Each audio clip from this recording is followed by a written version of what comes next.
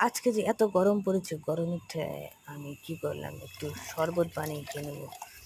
সেখানে আমি লেবু রস একটু চিপে নিলাম, নেওয়ার সঙ্গে সঙ্গে একটু লবণ, চিনি সেখানে মিক্সচার করে নিলাম।